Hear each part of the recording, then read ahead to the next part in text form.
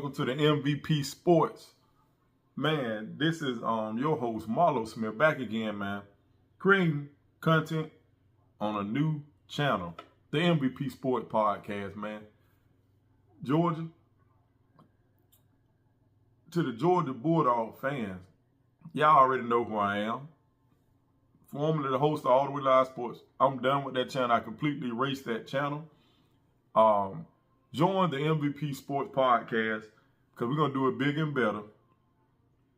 I went on ahead and, like I said, completely done away with that channel with some things with YouTube. But go ahead and subscribe to this channel. Like it and share it. Let everybody else know where your boy at. Come on back home. We're going to do this thing over, and we're going to do it bigger and better than before. We're going to have fun. I'm going to go live more and more and more on this channel than I did on the last one. Even though the times I did go live, I really enjoyed interacting with the people. But, I always stay in my comments and talk to you guys. But the MVP Sports Podcast, man, jump on, hit that subscribe button, like, and share it to everybody else. And I know y'all glad to see your boy back. But anyway, we're going to talk about, can the Georgia Bulldogs bounce back and win it all in 2024? Coach Kirby Smart, right now, and I had no problem saying it, is the top dog in college football. No other coach out there is better. Even though Michigan won the title last year, Harbaugh was ready to get on away from Michigan and get to the NFL. But Coach Kirby Smart, now that Nick Saban's gone, he is the dude. And I had nothing but respect for that man and everything he done for the University of Alabama. And I just like Kirby. The guy just a hard worker, man. Just like Dan Lanning. But, man, can the Dogs win it in 2024? Yes, they can. Georgia is, no matter how things turned out last year, Georgia's still one of the top two programs in college football with Alabama. Because Bama's still there. I don't care what nobody say. Bama ain't going nowhere. Bama ain't going nowhere. Coach Saban, it was time for him to do his thing and chill out and enjoy all that money he done made and everything he done for the University of Alabama and everybody else. Coach K and the boys, the guy, and we rolling with it. Georgia, Alabama, still the top two programs in college football, and I don't care what nobody else say. But anyway, the Georgia Bulldogs, they was close to getting back to a three-peat. Even though Alabama took them down in a really, really good SEC championship game. Like I said, Georgia and Alabama, they mirror each other. The only team that can match Georgia strength for strength is Alabama, and vice versa. Georgia can match Alabama strength for strength.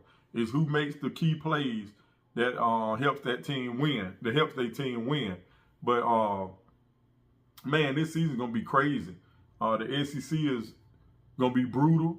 I'm going to give a breakdown of the Georgia Bulldogs schedule in another episode because they have a tough road to hoe, and I can't wait to break down that schedule and give you my input on games that may be a trap game. Because to be honest with you, it's going to be hard. It's going to be hard for me to believe that any SEC team can go undefeated in this upcoming football season. I mean, every team has a brutal schedule, so it just depends on how the bye weeks pan out. But I'm looking forward to doing that for y'all Georgia Dog fans and anybody else who's going to tune in and watch it because I got a lot of SEC teams I'm going to break down. But let's get into it, man. But after falling short of a three-peat, Coach Kirby Smart and the Georgia Bulldogs are back and stronger than ever with a veteran team and a wealth of young, talented players who are ready to step up and challenge for playing time, challenge these veterans. We heard Coach Kirby Smart talking in a video where he said right now he feel bad for some of the veteran players because they already think they got it locked in. But you got some young freshmen and sophomores who are ready to take those guys' spot. This came from Coach Kirby's mouth. But I think Georgia is more focused this season. Carson Beck, I think the defensive line is going to be way better than last season. Pass rushers, Georgia's loaded. They are back. They're going to be right there in the thick of things, man. That's one thing. I love my Alabama Crimson Tide, and y'all know it. But Georgia's one of the other programs that I watched closely and watched these boys because I had a lot of people that used to play on former Georgia teams back in the early 2000s.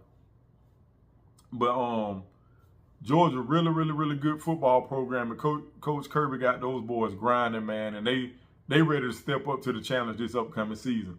But the Dogs finished the 2023 football season 13-1. Like I said, losing a hard-fought battle to the University of Alabama and my Crimson Tide in the SEC championship game down in the ATL. And to be honest, the committee wanted to put Georgia back in the playoffs, but they know it would have been a firestorm if they would have put the Georgia Bulldogs in there after losing that game. But most people know Georgia should have been in there. But right along with Alabama. But you know how they go. It would have been a firestorm. Just like one year when Alabama, the year they beat Kansas State in the bowl game, a lot of people said, well, Bama should have been in there over TCU. But we don't have to worry about that no more. We got a 14-team playoff system. Somebody just messed up because you just opened up the floodgates to the SEC and the Big Ten. Pretty much the SEC. But the Bulldogs, like I said, they finished the season by thrashing Florida State, and them boys were talking a lot of junk. Florida State Seminoles they had players talking mad junk about the Georgia Bulldogs. But Georgia beat them boys 63-3, beat them by 60 points in the Orange Bowl. Listen to me, as long as Coach Kirby Smart is the lead dog at Georgia, you better believe that the red and black attack will be a tighter contender. They got returning quarterback Carson Beck, who passed for over 3,900 yards last season, 24 touchdowns, 6 interceptions on 302 completions. And the man was completing his passes at 72.4%? 72.4%. That's crazy. So he is back to lead the Bulldogs offensive attack, and the guy has a full season under his belt as the starting quarterback in the SEC. So it's nothing that this man hadn't seen. So he would be more and more prepared this season to make checks at the line of scrimmage. Mike Bobo is going to give him more leeway to do his thing because this kid is a smart, talented quarterback.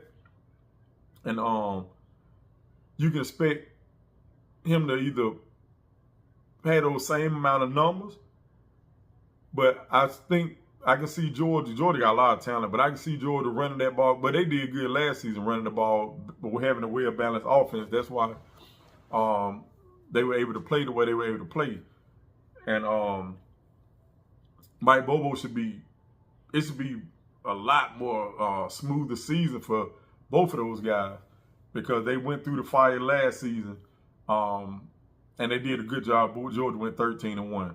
But the Georgia Bulldogs are set on both sides of the ball, starting with the offense. The Dogs are stacked and ready to reclaim the crown that they had for 2 years in a row when they went back-to-back winning those national championships. Mike Bobo can put his stamp on the offense with the wealth of skilled players, with a leader like Carson Beck running that program. Then you got none other than transfer running back, superstar, talented guy in Trevor Etienne in that backfield. You got Branson Robinson returning from injury. You got Thomas at the wide receiver position. You got Roger Robinson, another running back that they could use if just in case Branson, they try to string him along slow, but which that man has been doing everything right. And he should be ready to go, man. That kid, if you get him going and Trevor Etienne, man, Georgia gonna have one of the best 1-2 punches in college football because Alabama has a nice 1-2 punch, and Justice Haynes and Jamarion Miller, and Georgia has Trevor Etienne and Branson Robinson. I mean, the guy showed flashes of talent. I know some people might say, man, he didn't get to do that. Yeah, he was hurt last season, but the year before that, he played some. Man got in there against TCU and running all through them boards, breaking, running jokers over like pinball. So don't sleep on that man. But like I said, wide receivers, man, you got Dominique Lever who's back, and he should be better this season. You know, he's familiar with the Georgia football program. I can see him being more comfortable and going out there and dominating like he did at Missouri. And like I said, Ra Thomas coming over from Mississippi State. It took those guys, I say, after a year being in the system, knowing what to expect from Coach Kirby and what to do in the system, year 2 should be better for Dominique Levitt and Ra Thomas. Because Ra Thomas is a star. He's a talented player. He can really, really play the game of football and make big, explosive plays. So he should be comfortable. So Beck has all those weapons. Transferred Kobe Young, another tall guy. I think Kobe Young, I may be wrong, but I remember him at Miami, but I think he's between 6'3", 6'4", but he can run as well. Go up and get the 50-50 ball, red zone target, whatever you want to do, whatever you want to make of it. So you think about it, Ra Thomas, Dominique Levitt, Kobe Young, London Humphreys from Vanderbilt. This kid is huge too. So look at the weapons that this guy Carson Beck has to get the football to. You would not be able to double cover anybody. Everybody gonna have to man up and do their thizzle out there on the football field, because it's gonna get ugly out there. So much talent on the ball field for these Georgia Bulldogs. Then you got Michael Jackson III coming over from the USC Trojans, coming into the Georgia Bulldogs system, get ready to do his thizzle out there for the dog, if he can get on the field. But don't forget about the boy Dylan Bell. Dylan Bell is an up-and-coming star for the Georgia Bulldogs. The tight end position should be in good shape, in good hands with Brock Bowers leaving on and going on to the NFL. You got Oscar Depp still there. You got Lawson Leckett, who was talked about last season when that boy went out there in spring, was just running people over, stiff arming dudes left and right, getting to it. So that position still should be unlocked. Georgia got some freshmen. The offensive line is always strong for the Georgia Bulldogs. So that's the main reason why they stay in competition, because if you can block and run, that's the key to your team, to success. If you can't really get to the quarterback, Carson's able to pick you apart, and then they're able to grind you out on the ground with the run game to a tune of almost 200-yard rushing a game. What are you going to do? On the defense side of the ball for the Georgia Bulldogs, you got defensive coordinator Glenn Schumann, got some of the top players in the country to play with. His unit going to be real strong this season. You still got Will Muschamp there. Coach Kirby still, they got like a three-headed monster calling plays on the defensive side of the ball. Let's be real. But Glenn Schumann unit should be more athletic than last year, faster. And some of y'all Georgia fan may agree with me, some of y'all don't. It's all good. We can talk about it. But I think one thing I saw with Georgia last year, Georgia wasn't as fast on defense, and some of the guys weren't as fluid as some of the teams that were dominant on the defense side of the ball. They had some real smooth athletes out there, guys who can move in space, get around, and do some amazing things, man. And some were missing from them last season. And that's the thing I was saying about up front. If somebody can block them, you can pick on their secondary. But this season, I think it's going to be a little tougher, because Georgia, I'm telling you, I got a feeling Kirby's going to put an influx of young talent, mix them in on that defense to bring some high impact energy and speed, athleticism to this team. They're going to be explosive on the defensive line as well, with defensive players like one of my favorite Georgia players, Michael Williams, coming off the edge. You got Nazir Stackhouse, Warren Branson patrolling the middle of the Dog defense. It could get ugly. The Dog had two stellar linebackers in Small Munden, C.J. Allen, who's going to be a star. The boy is always around the football. And you got up-and-coming linebacker Jalen Walker, who's sitting back there waiting his turn. This man could probably left, transfer, and win and play for somebody. Times Jalen Walker's got on the football field, this boy has speed and he has power. When he closes on you, you are going to the ground. You are going to the ground if Jalen Walker locks in on you. And it's over with. He's in the mix. Everybody in the SEC if you just play your number one guys, you're not gonna make it through the season because it's gonna be a bang season. Players are gonna be bruised up. They're gonna be battered because the schedules are brutal in the SEC. A lot of good matchups, good for the fans, but the coaches are gonna have to get 2 and 3 deep ready so they can rotate, keep players fresh. That way nobody's wearing down. That way in the end of the season, people are able to do what they got to do, and you can still compete. And because when you get to the playoffs, some teams gonna have bye weeks, some not. Some gonna be playing. So you want to be able to have 2 or 3 deep ready, so you can be able to rotate players in throughout the game. That's gonna make you better down the stretch. So one of the things I like this guy, Julian Humphreys. He's gonna be a star cornerback for the Georgia Bulldogs. He's gonna be a really good one. So watch out for Julian Humphreys. He's gonna be a star. He's definitely one in the making and can be the next lockdown corner for the Georgia Bulldogs. I like Malachi Starks, who's been playing really well for the Georgia Bulldogs. You know, his freshman season was off the charts. You know, sometimes you mellow out in your sophomore season, but he still was productive.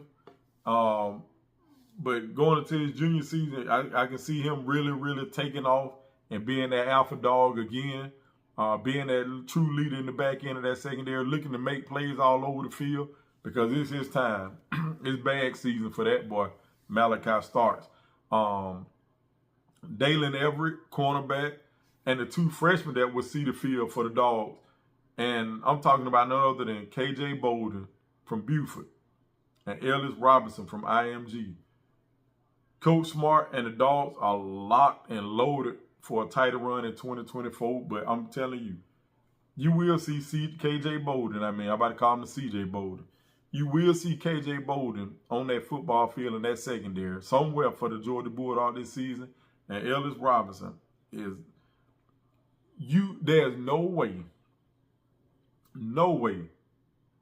that you cannot put those 2 boys on the football field. They are ready to play today. They are high impact freshmen. You have some freshmen that come out there 4 stars and 5 stars. You like, yeah, you can tell. Nah, them cats ain't ready yet. K.J. Bolden and that boy Ellis Robinson, they are ready to go right now. And you will see them on the field for the Georgia Bulldogs week 1. Add some juice to the flavor. Make sure y'all subscribe, like, and share this channel. Make sure y'all subscribe, like, and share this channel. The MVP Sports Podcast. Make sure y'all subscribe. All the Way Live Sports is done. This is the MVP Sports Podcast channel now. All of my people that subscribe to All the Way Live Sports, man, your boys here. The MVP Sports Podcast. Join me. We're going to take this thing to another level. Like, share, subscribe to this channel. And know that God is an awesome God. I'm back and I'm better. I'm ready to take this thing to the next level. Let's do it. I'm not going to worry about where I was at before. We're going to double up, triple up. We're going to do it. We're going to make it happen. The MVP Sports Podcast. Join in. And Georgia Bulldog fans, I would definitely be breaking down the Georgia Bulldogs schedule and see if there are any trap games on there, anything to worry about. But with the 14-team playoff, I think some team may can lose 1 or 2 games. Depends on how they lose and still be able to make the playoffs. But I know, like Kalen DeBoer said, I know Coach Kirby has said to his team, I'm not worried about losing a game. I don't care how many teams in the playoff. Our whole goal is to go undefeated and get a bye week. That's what Kalen DeBoer said. And I know Coach Kirby preaching that same thing. I don't give a darn about how many games you might want to lose. We won't lose nothing. But stay tuned. I'm going to break that schedule down. This is Marlo Smith, the host of the MVP Sports Podcast. Man, make sure y'all continue to tune in and hit that subscribe, like, and share button. Your boy's out. God is an awesome God. He reigns over all. I'm out. Peace.